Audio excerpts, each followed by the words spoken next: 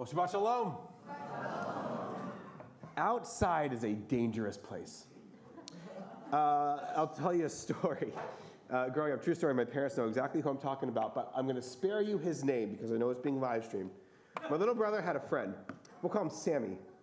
And Sammy did not like going outside. When Sammy came over to our house, you know what I'm talking about. When Sammy came over to our house, he would come in through the glass door on the side. He would come on into our living room. He would grab the remote control and turn on the TV. And one day, my mom came to Sammy and my little brother, Benjamin, and said, "Why don't you guys go outside?" And Sammy said, "Oh, outside's not good for me."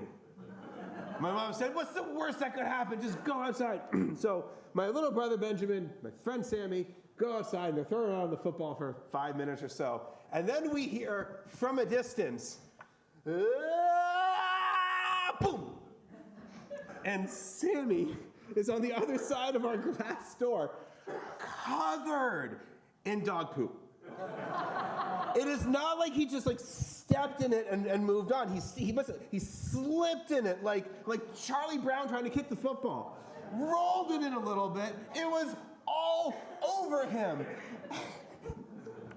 And he was so distraught that he ran back to our house and didn't realize that the glass door was closed. And he hit it. So we brought in poor Sammy, changed him, got him cleaned up, and he spent the rest of the afternoon with some well-deserved watch time inside. You know what I'm talking about, because outside. Now, that was outside in Birmingham, Alabama. Outside on the Sinai Peninsula was much, much worse. Now, here's what I mean. You go back 3,500 years. 3,500 years. And it wasn't just one dog you had to worry about. There were 1.2 million Israelites living in tents underneath the intensity of that desert sun. And it was hot.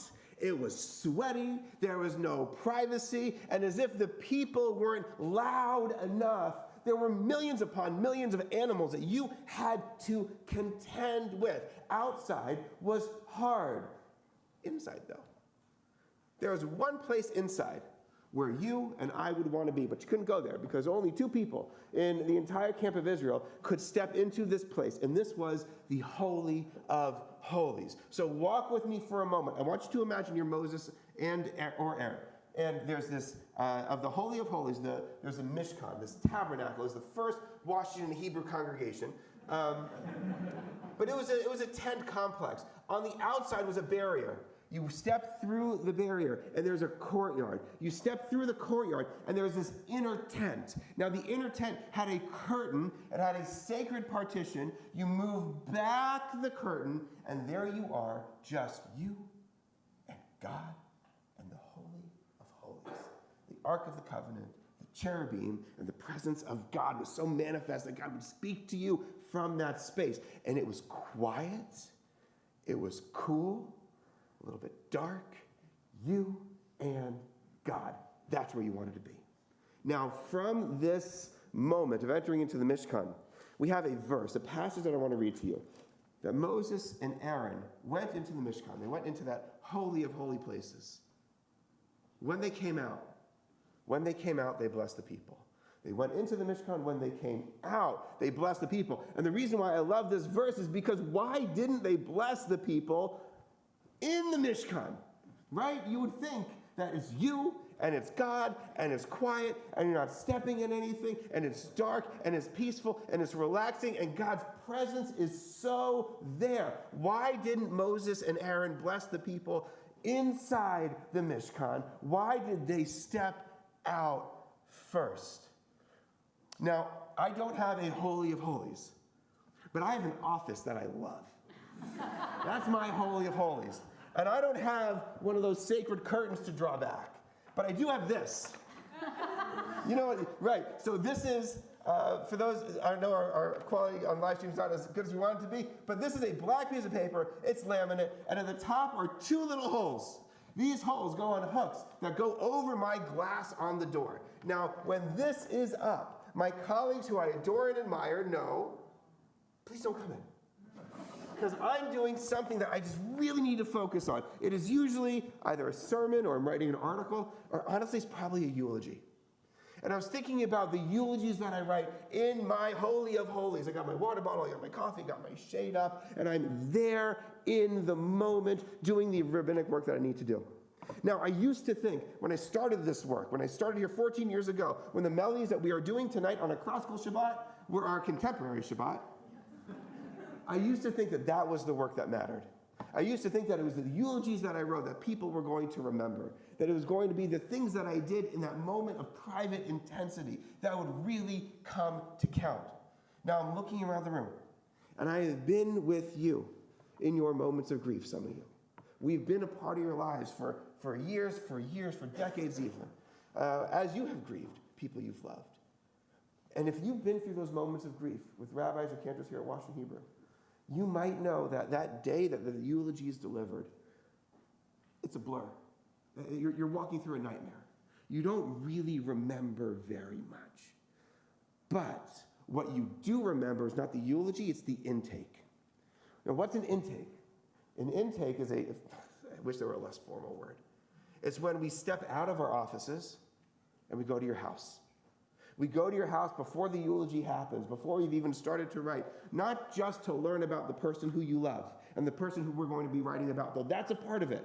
We step out of our offices and into your home, into your place of grief, so that you can share with each other the joy that the person left behind, sometimes the pain that the person was left behind, the stories that make that person come alive. People might not remember the eulogy, but I'm telling you, they remember the intake. They remember the hour or two or more. God bless you. L'chaim. That we spent with you in your place of grief. Because that is where religion happens. Religion doesn't happen in the office. Religion might not even happen here. It happens when you step outside, which is why I love the idea that religion is coming back.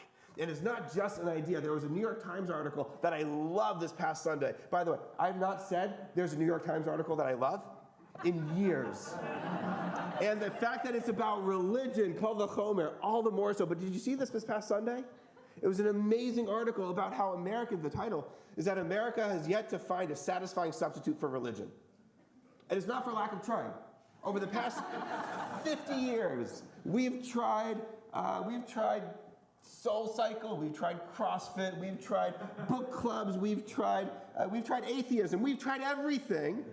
And in this moment of material abundance, of technological advancement and wealth, unlike any generation prior has ever seen, we are sicker, sadder, and lonelier than ever before. All the standard metrics of happiness are down, and religion is coming back. We're back, baby. This is amazing. Now, as part of her due diligence, the author interviewed the world's probably foremost atheist, public atheist. His name, anybody know who this is? Richard Dawkins, that's right. So Richard Dawkins, a well-known atheist, written many books and been in many films about atheism, was reached for comment, and he said, there are a lot of different ways that people can find spirituality without religion. Like what? And I'm going to quote this for you, because it shows just how much someone like him can miss the mark. He said, it should be quite easy to show documentary films, David Attenborough films, Carl Sagan films, Neil deGrasse Tyson films. There are a lot of substitutes for spirituality that those can provide. So I want to give you one man's take, not mine, Richard Dawkins, on spirituality. Spirituality is what happens when you go into your house, your safe, HVAC'd walls, and you turn on your TV and you watch some content that moves you. But what I want to tell you is that the spirituality that we celebrate here at Washington Hebrew, and the spirituality that religious people across the world know, is not what happens in your living room. Religion is what happens outside. Religion is what happens the moment you leave and go into that messy, messy world. So I want to tell you a story about a man who lives in a world that is so much messier than even the one we live in today. He's the prophet Elijah, one of the great prophets of our people's tradition. He's some 600 years after Moses and Aaron ever stepped foot into the sanctuary. And Elijah is living at a time when things are really bad. There's an evil king and an even worse queen. And the children of Israel are going astray. They're killing all of the good prophets. They're replacing them with all of these bad prophets. And everything is falling apart. And so what does Elijah do? He runs. And not only does he run, he ends up at Mount Sinai, the same wilderness we're in this week's Parsha. And you know where he goes? Into a cave. And inside this cave, where it is dark and cool and protected and nice, the voice of God speaks to him and says, "Why are you here, Elijah?" It's never good when your boss asks why you're here. Why are you here? Now, Elijah has a good answer. Elijah's answer, the king is bad and the queen is worse and the people are rebelling and the good prophets are being destroyed and they're being replaced by the bad prophets and it's just me and you, God. I'm the last one left. I'm moved by my zeal for the Lord. I use Lord to make it formal. Moved by my zeal for the Lord. And God says, "Why are you here, Elijah? Why are you here, Elijah?" And he does the whole song and dance again. The queen is bad, the king is bad, the people are bad, the prophets are bad, everybody's bad, but I'm moved by my zeal for the Lord. And God says, "Go back. Go back, because God doesn't need you in the cave. God needs you outside in the world that is messy. And I don't want you to let the mess of the world keep you from going outside into it. Because religion starts here, but it doesn't end here.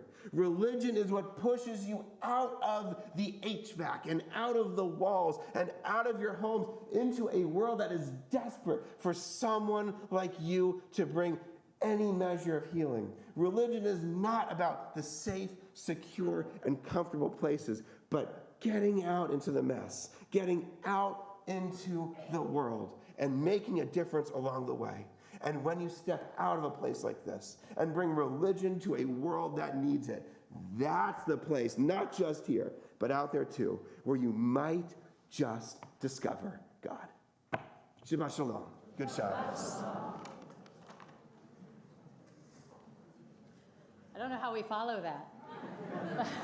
Please, But we're going to all do it together by turning to page 282 for Elenu. So power in numbers. Let's do it. Here we go.